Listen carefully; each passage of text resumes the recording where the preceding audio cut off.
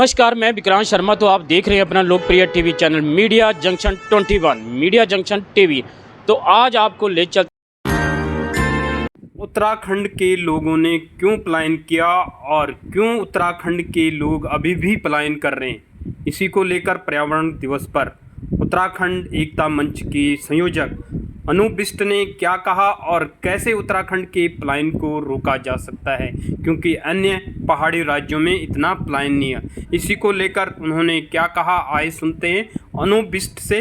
दिल्ली में सबसे ज्यादा अगर माइग्रेट हुए हैं या सबसे ज्यादा पलायन हुआ है तो वो उत्तराखंड से दिल्ली की तरफ गए हैं और ये स्वाभाविक है। अगर रोजगार नहीं होगा तो हम अपने पहाड़ छोड़ेंगे। तो इसी की बात रखने के लिए मैं यहाँ पे आया हूँ।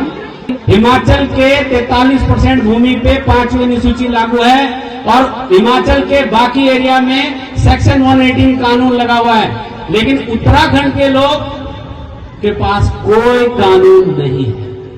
हम लोग भारत में बिल्कुल जनरल साधारण की तरह रहते हैं और इसको आप एक मोटा परिभाषा से ऐसे समझिए कि लद्दाख में कोई बाहर का व्यक्ति जमीन नहीं खरीद सकता, कश्मीर में कोई बाहर का व्यक्ति जमीन नहीं खरीद सकता, हिमाचल में कोई बाहर का व्यक्ति जमीन नहीं खरीद सकता और नॉर्थ ईस्ट के 7 स्टेट उसके अंदर बाहर का व्यक्ति जमीन नहीं खरीद सकता। तो मुझे ये बताइए कि सिर्फ एक ही राज्य है जहां पे बाहर के लोग आके जमीन खरीद सकते हैं, उत्तराखंड। वो क्यों है? इसलिए है कि 11 पहाड़ी राज्यों को जो कानून मिला हुआ है उसमें से 10 पहाड़ी राज्यों को जो कानून मिला हुआ है, उत्तराखंड को वो कानून नहीं मिला हुआ है। और 1972 तक जो कानून उत्तराखंड के पहाड़ में थे वो कानून हटा दिए गए हैं।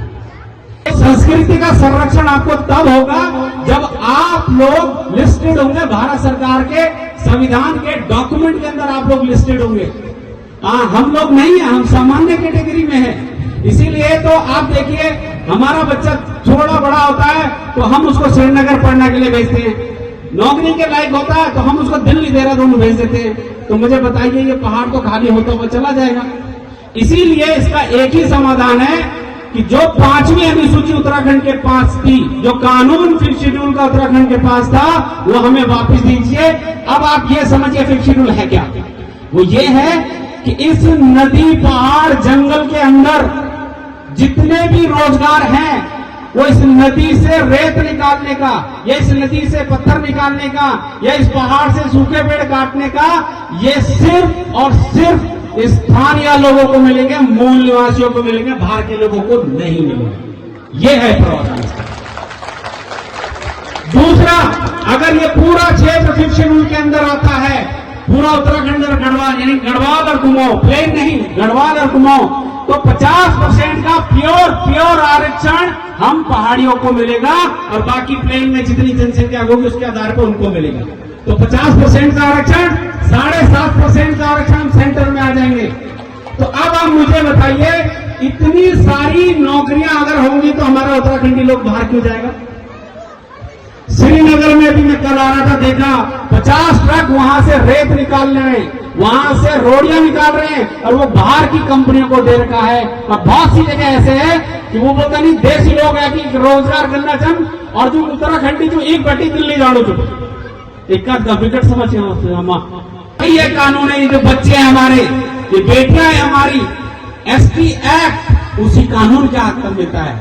पैसा एक्ट यानी कि ग्राम पंचायतों को 4 मुखी फंड उसी कानून से मिलता है। तो मुझे बताइए, जब इतना रोजगार होगा, सबसे बड़ी बात आप सुनिए, अगर किसी का ट्राइब का सर्टिफिकेट बनाना तो दिल्ली से गांव आएगा और सबसे पहले क्या लेके आएगा? अपना आधार कार्ड यहां शिफ्ट कराएगा, परिवार रजिस्टर में नाम कराएगा और इतना बड़ा जनसंख्या उत्तराखंड की तरफ आ जाएगा। इस मेले में देख लीजिए, आने वाले टाइम पे अगर आप 2000, 1500 है यहाँ पे, तो 5-5, 10,000 लोग यहाँ बैठे होंगे, सिर्फ किसकी वजह से? 5th शेड्यूल से।